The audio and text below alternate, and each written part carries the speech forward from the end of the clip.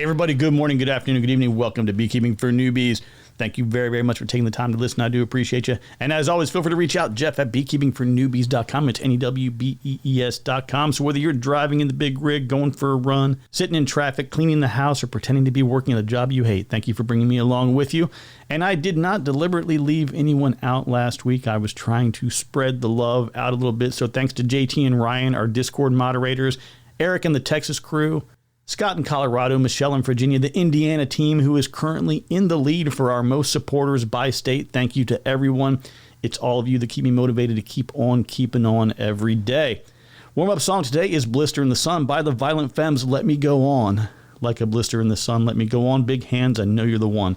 Actually, I had a chance to see them live about not like 30 years ago or whatever when that song came out, but it was like about a year or so ago. They did a great job.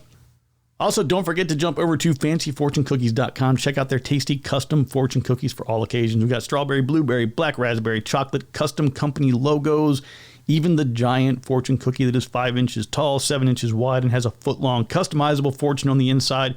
Use the coupon code Beekeeping for Newbies to get 20% off on your first order. fancyfortunecookies.com.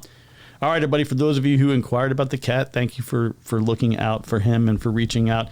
He's doing okay. I have a... Okay, so he had this thing where we figured it out. It's actually a gravy thing. Gravy was causing him to have accidents. Let's just say it that way. That's a really nice way of saying it. So I had a little motion detector camera in the dining room, and we figured that out. So that was we figured out the culprit of what was going on there. Got him on a nice little chicken rice kind of diet. He's hanging in there. So I'm optimistic. I got an article. So somebody had made a comment on Spotify the other day, and it was about a Varroa treatment for, it was stinging nettle, using stinging nettle as a potential control agent for Varroa mite. And it's basically like a vaporized stinging nettle extract. Really cool. So I wanted to thank you. It was a gal who said, I think she said she was like an herbalist, and her name was like Honey Mama or Mama Honey or something. I apologize if I'm getting that wrong. Anyway, thank you for sharing that article with me. I'm going to finish reading through all of it. I did kind of do a preliminary run through of it, and it was in comparison to Formic Pro, which we know is a pretty reliable, approach to treating for Varroa. But it was pretty effective, and obviously anytime we can use something that's different and natural, it's definitely worth considering. And it was, it did have some effectiveness in the chart that I was scanning through. So I will get this posted up under the documents. So on the new website, it's going to be under resources. It used to be beekeeping.com/downloads. Now it's just a resources section, and inside the resources section, there is an area for downloads. So we'll get that posted hopefully in the next day or so, and you can take a look at that. In addition to some of the other changes that I have within the site, I think I mentioned before the experiments. I have some listed out there very generically. We're going to be updating a lot more detail with that, outline the specifics of each experiment. I just don't have the cycles for it now, but we're going to, we got about 6 months before we have to worry about that. Also, probably in the next 10 to 14 days, I'll roll out the new online store, so you'll give you a chance to go get some really cool things like the alpaca shirt that reads, "Want to catch a buzz? Alpaca smoker." Get it? Alpaca smoker? All right. Yeah, we're doing that. Anyway, so I want to let you know that your Buy Me a Coffee dollars are going to a good cause, and they're not going to support my methamphetamine habit. But I bought with 100% of the earnings from 2025, went to buying new package bees, which will be here in 2026. So thank you to all of you for your support there. 100% of those proceeds are gone and out the door. But thank you very much, and we'll have those for next year's experiments and activities, and we'll have a lot more cool stuff with that. If you're like Jeff, I'm all for donating, but man, I got to get a tax-deductible donation. We happen to have a 501c3 called the Healing Hive Project. Just stood that up this year. We've got a lot of interest. A lot of people are getting involved, building some partnerships and things. So I'm really, really hoping within the next year or so to kind of get more momentum with that, but that certainly is an option as well. Okay, so today is probably going to be one of those days where I lose a couple of podcast listeners because apparently something that should not be political has become political. And I looked online. I was doing a little research on this because I think it's a really, really important topic, and people are really bent out of shape on a lot of online forums So, I mean, you know how I do things typically. In addition to reporting the facts, I'm probably going to offer an opposing viewpoint, not because I always agree with it, but because I think it's incredibly important that if we ever want to solve any problems, whether it's personally, professionally, politically, maritally, in the community, with a neighbor, wherever, you've got to be willing to look at things from different perspectives and at least attempt to entertain the idea that someone else's thoughts may have merit. I was hearing a few rumors here and there about the proposed closure of the Beltsville Bee Lab. Now, if you're not familiar with this, it's the USDA Beltsville Bee Research Laboratory. It's in Maryland. It is the oldest bee research facility in the U.S., dating back to the 1890s. It is best known for its work on honeybee health, including diseases, pests, pollination. This is where I've talked about it several times. Beekeepers all over, they send in samples for diagnostic testing when they suspect any kind of an issue with a dead out or possible, other type of illness. Maybe it might be secondary to varroa. It could be an herbicide, pesticide type of thing. The lab has played a central role in shaping, modern understanding of colony health and management. Now, full disclosure, I did nowhere near the amount of research that I would have normally done to discuss this today. And the reason for that is because there's way too many people getting incredibly political with the whole thing. And it was just really, really obnoxious to watch grown men and women yelling and crying at each other and just being big babies about the whole thing. So I had to bail out a little bit early on that. So I apologize that I didn't do as much research as I wanted to. I have no tolerance for that. I think it was like 15 or so years ago, I walked away from the political party that I was affiliated with. I have no interest in that. It's all divisive. It's meant to control you. It doesn't benefit anybody. Let me give a little pro tip here. There is no winning side. That's the answer. There is no winning side. If you pick a side, you lose. Okay, that's the answer. Now, back to the subject here. What I will say is, I think if you're familiar with the Beltsville area in Maryland, it's situated like kind of right in the middle on 995 or I-95 or the BW Parkway between Baltimore and Washington, D.C. It's an expensive area. Anything around the D.C. metro Baltimore area, it's expensive. You have these facilities that have been there for a really long time. The cost of living is high. The salaries are high. It's not, I'm sure that the people in those communities are happy with their houses and it's a clean neighborhood or whatever, but I kind of grew up in the region. Both my parents are from the, Jessup, Odenton, Baltimore kind of area. And I'm not trying to pick on it. It's just, it's not for me. So I don't like it. And I would not want to be back in that area again, but I am very familiar with it. And certainly there are worse places to be. But when I think of like the home of beekeeping, I don't think of Beltsville, Maryland. But I think what's most irritating is a lot of people seem to be trying to make it sound like this work can only be done in that one location. And if that location goes away, all of the world's going to fall apart and collapse and nobody can beekeep or do testing or anything. I don't think that's what's going on here. What's happening is they are definitely, I think most likely, I think it's highly probable that they are going to shut down that facility, but they're proposing to move things to different parts of the country and disperse them, to other regions. Now, I think the case can be made that having everybody in one place in an established area is great for collaboration. Doing research in a group is a lot easier when I can say, hey, can you come take a look at this? Those things are definitely a lot easier face-to-face, in person. I completely get that. But we also have a tremendous amount of technology with Zoom and WebEx and Microsoft Teams, all these other collaborative applications that we use to communicate. They've been around for a couple of decades now. So we have a methodology in place with which to share data and to communicate. The case can also be made for maybe not putting all your eggs in one basket and putting some things out in other parts of the country just for sort of continuity of business in case of bad weather, natural disaster, anything else that might happen. I think you can also say when you have a government that's sitting on 38 trillion in debt, maybe it makes sense to consider the idea of putting people in places where it doesn't cost as much to live so we can save some money on the facilities and the maintenance of those facilities. Now, I read a comment that said, well, there were $174 million spent on upgrades and renovation and maintenance at this campus. which would now be a loss. Now, I view that very differently. I look at this as a pre-sale investment. This is like a 6,600 acre campus in some very prime real estate, and it's all owned by the government. Flip that facility into like an educational campus, lease out some office space to colleges, universities, ag extensions, other research entities. Let some of the millions of dollars being handed out in grant money flow back to the government through this facility. They have literally hundreds of thousands of square feet of office and research space. So you can flip that facility from a tax burden to a revenue generating facility for taxpayers.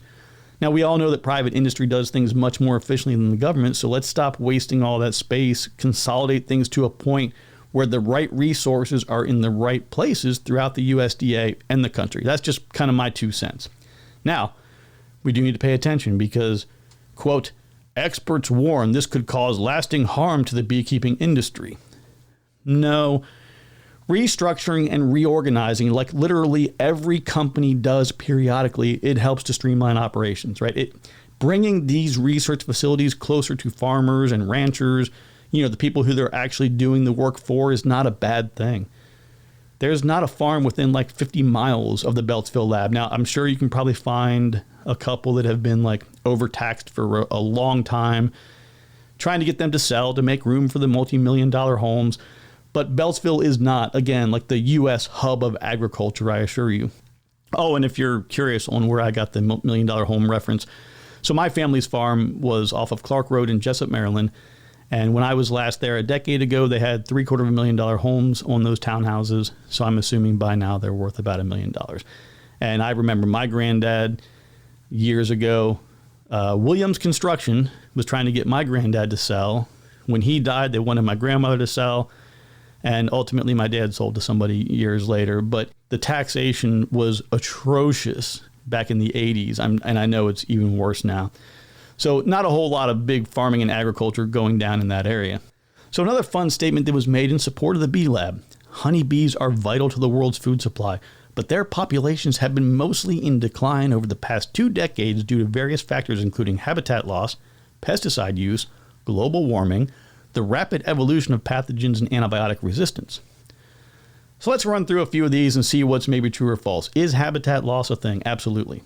I saw this at my own apiary. We had about 700 total acres of land loaded with big, beautiful, mature hardwoods and trees all around. It was all clear cut. And of course, what happened is other plants grew immediately. Very quickly, plants and other things started to grow in place. And, now obviously there are other wildflowers and things that are there. Certainly doesn't replace the volume of trees that we used to have and the amount of forage that was once there. But new construction, building roads, like that bumper sticker used to say years ago, farmland lost is farmland lost forever. But you know what the bees do? They keep on flying. So just like in nature, when there's a fire and everything burns a large area of the forest, the surviving animals and insects and all living things, they just relocate a little bit and they start over. They've been doing it for thousands of years and they will keep doing it. Is pesticide use a problem? Sure. It always has been. It probably won't get much better, but is it a problem for all honeybees and for everybody? I don't think so.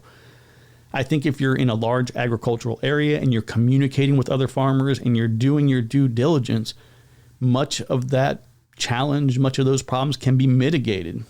But I certainly recognize that, things do happen. I mean, every year I get a handful of people reaching out and they've had, pesticide related issues and discussions. But is it a top 10 issue? Like I remember Randy Oliver was talking about this like about a year or so ago when he said that everybody was complaining about some place in the Midwest for all the neonicotinoid use. And yet these bee colonies were producing, 100 pounds of surplus honey. So again, is it a problem or a consideration or something to be mindful of? Sure. Is it causing a complete collapse of the system as we know it? I don't know. Now, we do need to talk about my favorite subject, which of course is global warming and climate change. Now, I don't think it takes a degree of any type to figure out that our planet is comprised of millions of ecosystems and sub-ecosystems, and we are in a constant state of change. Right? If you know anything about like basic scientific methods, like you have a control thing that you don't change, you have individual variables that you do change, and then you can make comparisons.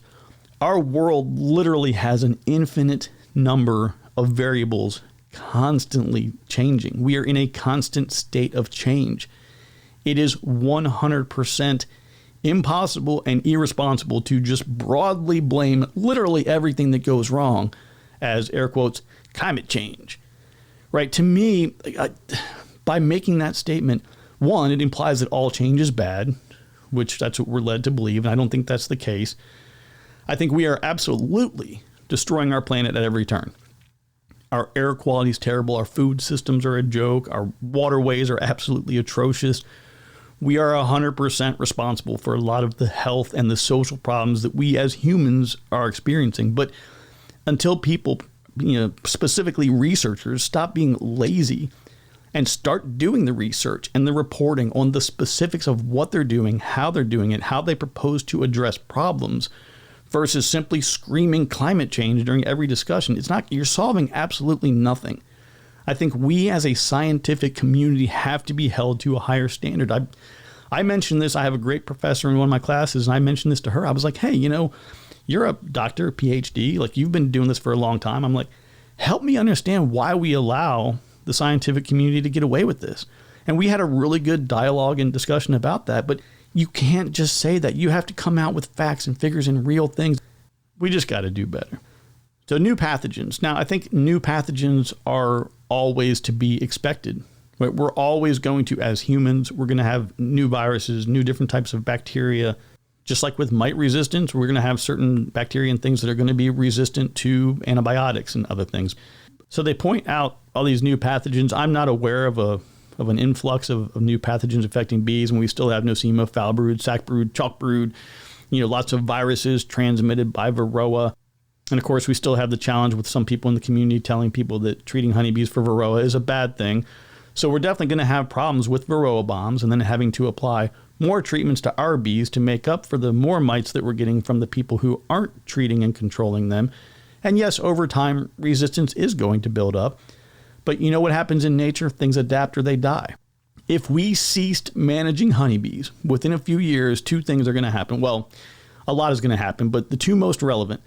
Number one, native pollinators are going to step up, and within a few years, things will be thriving again. Number two, honeybees that have figured out how to manage Varroa on their own would continue to swarm and reproduce, and Varroa would no longer be an issue, just like the hygienic Asian honeybees have figured out. The European honeybees can do the same thing. I think the only reason really that any bee losses even make the news is because of the multi-million-dollar monoculture almond orchards and the things that are again 100% man-made. Like you would never have that much of a concentration of trees in one area. It's all man-made, and everything needs balance. I mean, ask Mr. Miyagi; he'll tell you all about that. This is why we need millions of colonies to go to California every year, because they stuck all the trees in one place. Now, I get it. They have the climate for it, but it still isn't natural. It's not a natural way of doing things. So when you're doing things in a non-natural way, you occasionally are going to get non-natural results. But I think the way that a lot of people try to make it sound is like they want people to believe that there were no fruits and vegetables in North America until, thank God, those who came from Europe and settled what is now the U.S. saved all the Native Americans and brought them honeybees. The fun fact here is that native pollinators can handle things on their own. The bees displaced the native pollinators, not the other way around, so technically they're kind of the invasive species. But I want to read this one more time before I jump to the next note. Honeybees are vital to the world's food supply, but their populations have been mostly in decline over the past 2 decades. Now, I literally went to the top of the list and just copied the top 6 or 7 out of like 80 that showed up here. Here we go. Global hive numbers have surged. As of 2023, there are approximately 102 million managed colonies worldwide, reflecting a 47% increase since 1990.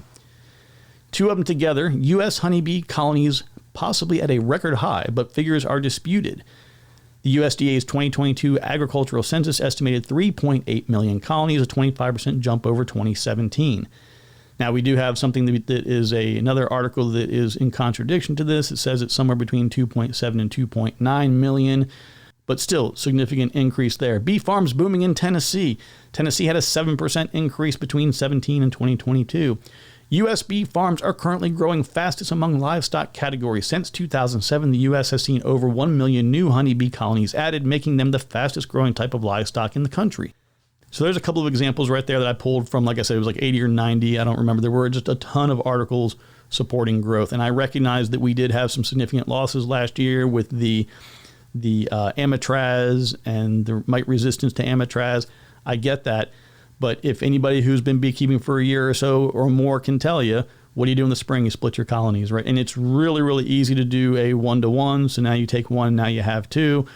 It's really, really easy to do some queen grafting, make some cell builders, and be doing, 20, 25 queens per week per cell builder. It's not that hard to replace this, right? This is not the end of the world.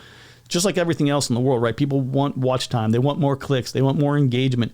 The best way to control people and to get their attention is to try to keep everybody scared. But don't be scared, be prepared. Okay, so to summarize things here a little bit, is the Bee Lab leaving Beltsville, Maryland? Yeah, maybe, probably. I think there's a pretty good chance based on what I'm seeing that it's probably going to leave. If it does, it'll just pick up somewhere else in another part of the country. It might be broken down into different groups and segments. So for those of you who, pre-printed all your shipping labels for the samples you plan to send to Beltsville, you might be out a few dollars and you might have to get some new ones. I don't think the testing of bees and that service is going anywhere other than a new town. And worst case scenario, if it does, a nonprofit can step up. They can take over the activity. They can do it faster and better than the government ever did. The government can funnel millions of dollars to them, and it'll be a win-win for everyone. Well, I mean, except for the taxpayers, because we have, we're obviously going to have to pick up the check for that. But, if we have millions of dollars to send to other countries all over the world for some of the things that I've seen them sending money for, I'm sure a few million to an NGO for a honeybee testing facility will be a drop in the bucket, and they'll be able to figure it out. Okay, everybody. So I hope that wasn't too angry or controversial. It drives me insane that everything has to get twisted into some kind of political this, and it's frustrating. My daughter saw the same thing when she was trying to do some work out west, where new administration takes over. They tell all these different entities in the government, hey, you guys got to make some cuts. You got to save some money. So what do? They don't cut the top. They don't cut middle management. They cut all the people down at the bottom. So when they say, 4,000 people at, Department of Interior or whatever lost their jobs.